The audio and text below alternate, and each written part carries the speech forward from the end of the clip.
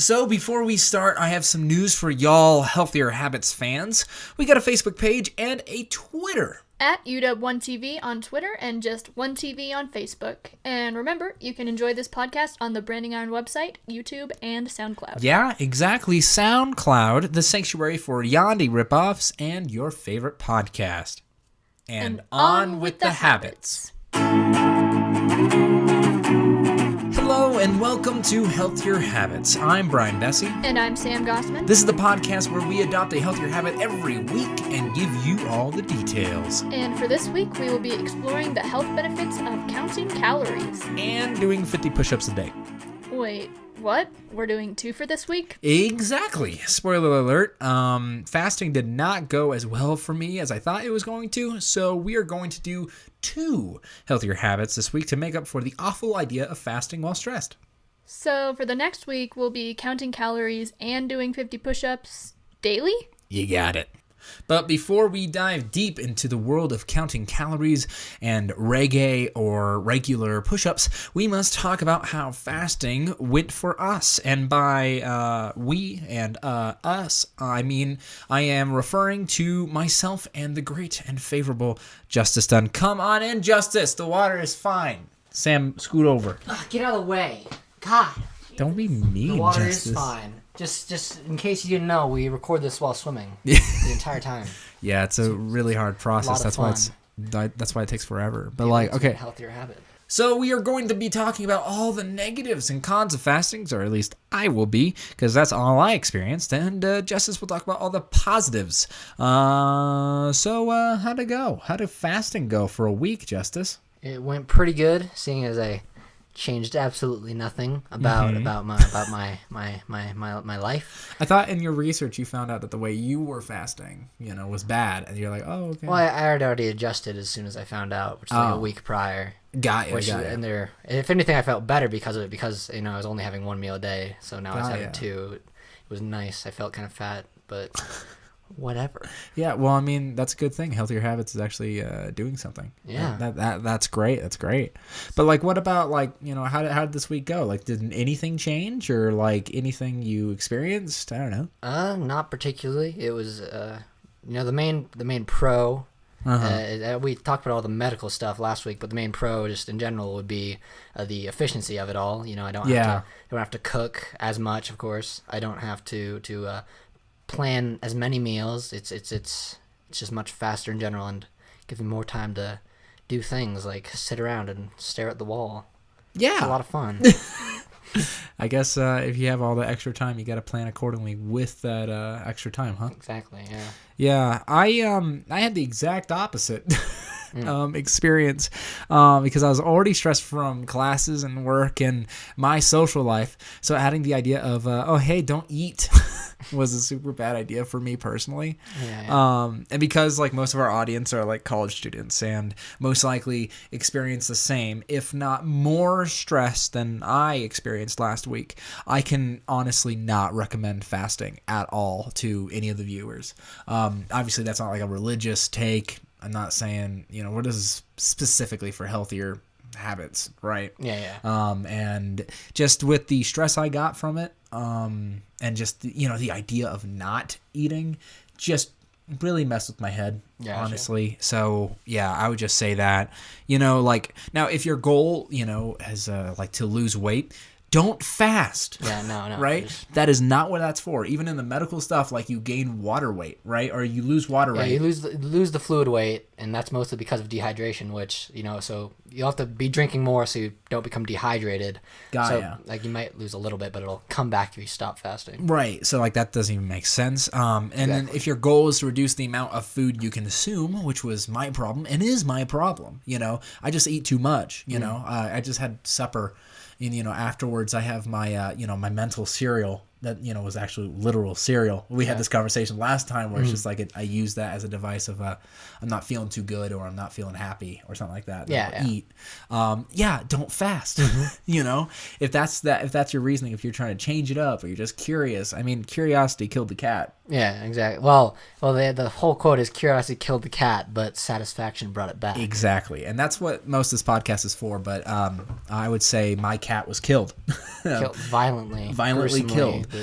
And then, like, I mean, if you're not stressed and if you're in a good place in life and you know what, you're like Justice and you just want the time to, really sit around and do nothing. Well, okay, no, I use the time to exercise. So, like, got ya. and plus, okay, I also have a question. Like, how much did you eat? Did you eat like normal meal amounts during your fasting periods? I tried to eat. I tried to like take out like the extra stuff. Like on that like Tuesday, I took out like all the extra things I was eating. You know what I mean? And then on that Wednesday, I was like, okay, so I'm just gonna like really go for it. So I only ate like what I needed to, right? And then that Thursday, the actual day, like I tried. I basically just took out my lunch and all the extra stuff that I usually ate, like the cereal. Gotcha.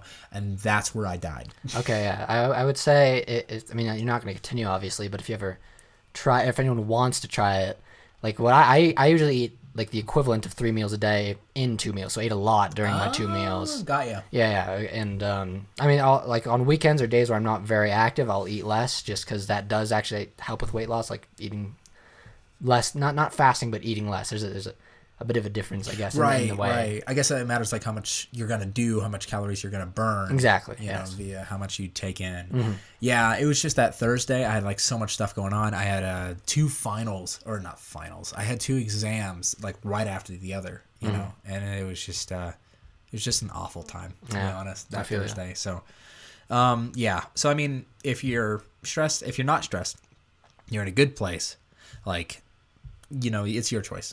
You can see if you want to fast. But yeah, do you have anything else to say, like to the viewers or to me or to yourself about fasting in general? A little conversation with myself, no. Okay. I don't know. It was fun, being on the podcast. Oh yeah, man. If you anytime you want to come back on, like honestly, just text me. I mean, no, absolutely not. That was just a courtesy thing. You didn't. Oh. Yeah. Okay. Oh, okay. Anyway, let's bring that Sam character back on up. All right. On stage. Or all in right. the pool, I will see you later. We're shaking Justice. hands yet I will again. see you later. All right. See you later. See you later. Ow. Okay, so now that Sam is back, we're gonna play a fun little game. So this podcast is gonna be about counting calories and 50 push-ups daily. And so we'll play this game. The game is called quote. Who said that? Unquote. I will read off 3 famous quotes about counting calories or push-ups or whatever. Actually, more calories and push-ups. And you will have to guess who said it. Sounds good, Sam? Yeah, that sounds good. But do I get a reward? Yes, you do. It's an object that you cannot see, touch, smell, taste, or understand. Cool? All right. First thing we have, first quote, push-ups, sit-ups, and a strict diet of raisins. That's my plan. That sounds disgusting. Unquote. Raisins? I know, I don't like raisins either, but hey. I like dried cherries, but raisins. Yeah, I don't like raisins. Anyway, Chuck Norris. Oh, you're really close. This person is a man, and has a first name and last name. Bruce Lee. No, he's legendary in that way, but he's not like physically. Physically legendary. Yeah, I'd say he's physically legendary. Yeah. He has the last name of Black. Jack Black. Yes, he does. He is pretty physically legendary. Yeah, exactly. I was like, yeah. Nacho Libre. Jack Black, push-ups and sit-ups, and a strict diet of raisins. That's my plan. I don't know if that's actually. It's probably sarcastic now that I think of who is saying it. Right, exactly. Okay, second quote. I've eaten sheep's eyes, the still hot meat from a zebra killed by a lion, and maggots, which give you 70 calories to the ounce. Unquote. I am perturbed. I actually searched up calories, like, quotes, and like it was just like calories that had quotes in them. Or sorry, calories that had quotes in them. Quotes that had calories in them is basically what I got from that. Okay. Yeah. Is there somebody that I would know? Yeah. No. It's like a family name, or a family name. It's like a home name, a family home name. What do you call that? What? Like everyone says it around the place, around the home. Dad? I don't know what you mean. You got it, Sam. It's Dad. No, it's like a house name, like Kim Kardashian house name. Everyone knows who Kim It's Kardashian. a famous person. Well, no, It's a that's celebrity the that everybody talks about. Shoot, dude. Kanye? Kanye's eating sheep eyes, and He's a weird dude. I don't think he's that weird. No, this is Bear Grylls. Oh, I would not have ever gotten that. Yeah. Well, I mean, like surviving and stuff. If he would have said like, you know, eating all this stuff and like drank my own pee. See, I didn't think that was serious. I thought it was just some person being weird. See, you never know. It could be serious, could be not. All right, third quote. I kind of gave you the first one, and the second one I gave it to you. Yeah, you definitely. So all you can do is lose now, but let's see if you can still get that. What did I say before? The thing you cannot see, touch, smell, taste, or understand. Cool. Is specifically what I said. Quote. Actually, that's a quote from me. Third quote. Quote, what am I going to do? I'll tell you what I'm going to do. I'm going to do a little bit of this, a little bit of that. I'm going to stay up all day. I'm going to sleep up all night. Or sleep up all night. Wait, no, that's what he says. That's what you wrote, yeah. Okay, sleep up all night. And I'm going to give it a who, a hey, a who, and I'm going to stop worrying about calories. Who do you think said all of that? That sounds kind of like what a comedian would say. And in his own right, yeah. So he's not a comedian. And it's a he. Yeah. Is he an actor? Mm-hmm. Is it Ryan Reynolds? He was in character. In character? Oh, in character. Like, he was actually acting. Mm-hmm. Is this a line in a movie? Show. Show. Shoot, dang. What is the genre of the show? Comedy. Damn. It's a show me and you both love. Is it The Office? Mm-hmm. Is it Michael? Yes, it is. It is Michael. It's not actually the... Yeah. His name is... What is his No, name? his name is... Well, I mean, Michael's the one who said this. Yeah, but, like, what's... I can't think of the guy who plays him. Steve Carell. Steve Carell. Wow, actually, do you know what's funny? I was joking. I said the first thing that came to my head. Yeah. And I think I was thinking Steve Buscemi in my head. Oh, but that's okay. different. But Sam, you didn't get any of the points, so I'm gonna have to keep this thing you can't see, hear, touch, sound that you can't sound. And until next time, we'll see if you get it. Okay. Next time. I'll have to brush up on my trivia. Yeah, exactly. You need to start looking up some quotes. So I'm going to get right into the history of calories. So the calorie was first defined by Nicholas Clement, or Clement, I want to say, but there's no O-N-T, it's E-N-T, so Clement, in 1824. So it hasn't been that long, but it says a unit of heat energy. It was put into the English and French dictionaries in 1841, 1867, so it was a bit after that. It comes from, or at least the root of it is calor, which is Latin for heat. And then later it was defined more precisely that a calorie was the heat needed to raise the temperature of 1 kilogram of water from 0 degrees Celsius to 1 degree Celsius, right? Cool. So, then we kind of just have that for a little bit. In 1887, and again in the 1890s, this guy named... it's Atwater, but Professor Wilbur O. Atwater did an exhaustive study into the caloric content of over 500 foods. Wow, so many foods. Many foods. I'm sorry, but it's just like over 500 foods. Like, do you know how many foods are out there? Like, you know what I mean? I don't know. That just doesn't sound impressive to me, but whatever. I mean, it was the 1890s. But that's no excuse. I guess so. I mean, was he just one guy, or did he have... I mean, he had to do like a study with multiple people, I'm guessing. He's a professor, so I feel like he would have other people do his job a little.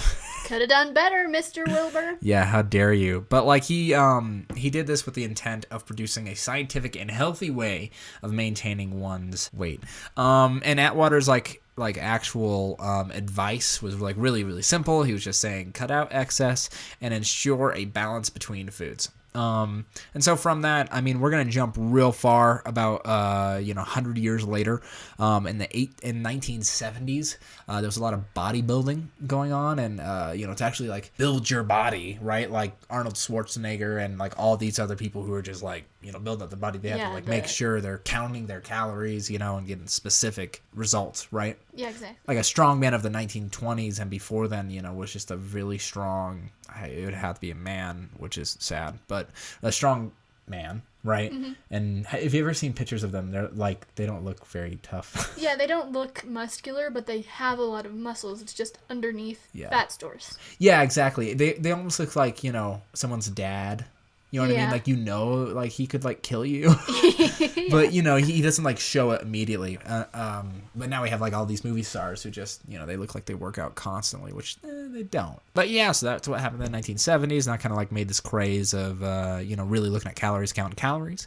So, actually we're going to go a decade back, up to the late 1960s. There was little information on food labels to identify the nutrient content of the food. From 1941 to 1966, when information on the calorie or sodium content was included on some food labels, those food were considered by the Food and Drug Administration, or the FDA, to be for special dietary uses. So only those things actually had calories of like what you want on there. Oh, okay. Yeah, but actually this article that I read, or at least right here, actually brings up a cool point, saying in like the 1960s or so, it was more common, or at least it was general, in a general way, at least in the United States, meals were prepared at the home with some basic ingredients, right? Yeah. So, I mean, there wasn't really much need for nutritional information, if that makes sense, right? Okay, like I can see that. Flour, butter, eggs, you know what I mean? Like, those things, like, they vary quite a bit, and you put it all together and you're like, I don't even know, how much I put into there and like how to even do the math and why would I? Yeah, so I would guess like just more commercial foods like TV dinners and all that stuff at the store that you get would have to be labeled with calories. I mean, like they're pretty set. Yeah, right. Amounts. It's just kind of interesting how like the increase of like TV dinners and all those things like that, like at least unhealthier foods, fast foods and stuff like that, right? There have to be like, oh, here's your caloric content, here's how much sodium, here's how you're going to die in the next 10 years, that kind of thing. But yeah, I thought that was super interesting. Consumers requested information after that, to help them understand the products they purchased. They were actually wanting this, and that was in 1970, so only a decade. With you have all these bodybuilders. In general, in the United States at least, it seems like everyone wanted to start counting calories, or at least understand how they could get more fit, right? Yeah. And I mean, I guess that's a total correlation with like 1970s, 1960s. You have a bunch of fast food stuff rising, and people don't want to like go home and cook a whole meal. You might just want to like grab something, right? And now we're in the apocalyptic age of getting Taco Bell whenever you feel like it. But in response to this dilemma, a recommendation of the 1969 White House Conference on Food, Nutrition, and Health was that FDA consider developing a system for identifying the nutritional qualities of food. So every manufacturer should be encouraged to provide truthful nutritional information about his or her, why does it say his? Because products. This was in the 70s. Yeah, but I mean... Okay. Products to ensure customers to follow recommended dietary regimen. So it's just like this idea of a dietary regimen. Actually, I remember, this isn't in my research and I haven't really researched it too much, but I remember like reading somewhere that, that was a huge thing that like right around that time, like the United States is just like, oh, so what counts as, your dietary regimens, and all this That was stuff. a great impression. Thank you. And I'm going to quickly go through the history of push-ups because there's almost nothing to say about the history of push-ups. Because again, what's the history of breathing? Yep. Just like the literal second episode of this. Yeah. So you push up. I mean, it's not that hard to understand. Yeah. A lot of people think that, maybe it originates from the Hindu push-up, or the dand, I guess is what it's called. And it's just, if you just search it up, it just looks like you put your butt in the air a little bit more. and a lot of also, Some other people think that it was an amalgamation of two popular yoga poses, the downward dog and the upward dog. And you just kind of keep doing that over and over and over. And we're all just dogs doing push-ups. Exactly. That's what satiety. Satiety. That's what society has come to. But yep, that's the history of calories and the other thing. No. Push-ups. All right. Well, I guess I will get into my part. So I'm going to get into the health benefits of these two practices. And let's start with calorie counting. So as my wonderful co-host Brian said before, the calorie is a unit of energy. The unit itself actually tells us how much energy it's going to take our body to burn the fuel we eat. Obviously, if we take in more fuel than we use, we're going to add some fat to our stores. Right. And while an excess of fat can be detrimental, it's also good to remember that a certain amount of body fat is actually healthy. Right. There's only like one person in the world who's gotten to 0% body fat, and he it's died probably not after. Good. Yeah. He died like immediately after. He got to that point, but it's got to be crazy, like dude. a dumb bee. Yeah. Anyway, so the goal with calorie counting isn't to erase fat storage altogether, but to regulate it. And so this regulation, which comes from calorie counting, is exactly where the health benefits arise. Yeah. If you think you're consuming too many calories and developing too much stored fat, then calorie counting may be for you.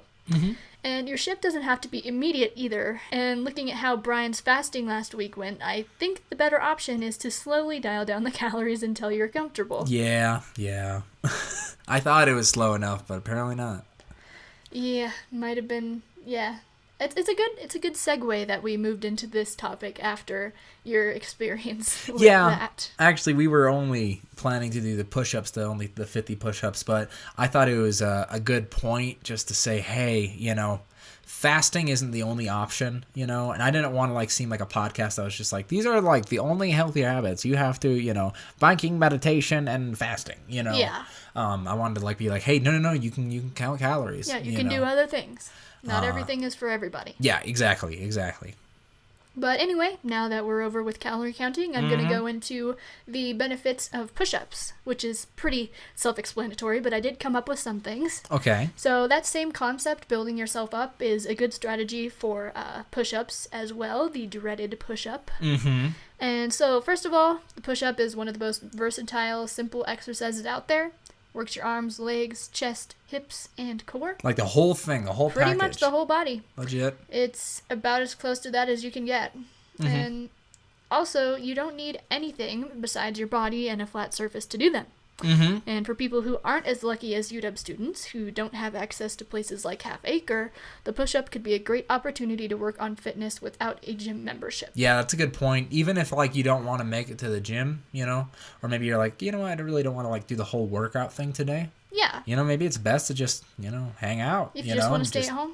Do 50 push-ups for the day. I don't know. Yep. I mean, that's what we're going to be doing. Yeah. I'm actually kind of excited for this one, to be honest. I feel like I can do it. I know, you have no arms. No. But, I've done it before, that kind of stuff. Yeah. I have, big boy arms. So I think I'll be fine. And speaking of that, one of the good things about push-ups, and I'm looking at myself here, is that you can modify them to fit your own strength level. For example, I, with arms about as strong as 2 blades of grass, could do knee push-ups instead of toe push-ups until my strength improves. Guy, actually, I know you would say this like that, but I'm really glad you didn't say girl push-ups. No. Right? I'm so happy. This is 2018. Right. Anyway, so according to Dr. Edward Phillips, a PA at Harvard Medical School, and bringing Harvard back Harvard again. They're just so good at medical stuff, I guess. Apparently. Counting how many push-ups you can do offers a real-time measurement of your strength and muscular endurance, and is an easy tool to help you improve. Sounds pretty great, right? Yeah. That's what I thought, too. Turns out you actually do need something else besides your body and a flat surface, and that's commitment. That's the hard part, I think. Yeah, I would say so too. And I mean, we're doing obviously for you viewers out there too, but it's really good for us to, try these habits. Exactly. You know what I mean? Try to commit to some of these habits. This entire podcast seems like a huge exercise of commitment. And I feel like we're getting better at it. You know, that's a great thing I've noticed about this too, right? Like, this isn't necessarily about healthier habits. It's more, well, I guess a healthier habit is committing more, you know, or like, you know, being like, at least for me, I have a really hard time committing my time, or at least like my energy to something that I just don't feel passionate about, or like that I care about, quote. But yeah, I guess that's a good way to look at it. Yeah, just one big healthier habit and a slew of other healthier habits. So for the next week, we will be doing 50 push-ups every single day. Now, that doesn't mean like doing it all at once, obviously. That just means, you know, throughout the entire day, doing 50 push-ups, you know, at some point, which will be a great thing we can do. And then we're also going to be doing calorie counting. I have an app on my phone called MyFitnessPal. I will probably have to get that. Yeah, I'll show it to you right after this. Okay, cool. Yep, MyFitnessPal, it's like Under Armour, completely free. You just type in like, you know, I ate a donut, and it's like, you know, I had a Kroger donut, if that's a brand. I don't know. Kroger. That sounds like a brand, but I don't know if it's donuts. Is Kroger's like food, right? Walmart donut, donut. Donut. Like a Walmart donut or something. I can just put it in there. So we'll be doing 50 push-ups a day, counting all them calories to see, you know, how bad we are. And then, you know, try to get that down as healthily as we can, you know. Yep. So yeah, I would just check back next week when I and Sam and I tell you about our experience with counting them calories and pushing them ups, and introduce our next healthier habit. Also, remember, we are on Facebook and Twitter now, at UW1TV, at UW1TV, at capital U, capital Dub, capital O, TV, capital TV. The only letters that aren't capitals are the N and the E. Yeah, exactly. And as always, be safe and be healthier. Bye. Bye. We did it. We did it. We did it, Sam. We did it. Did it. We did it. We did it.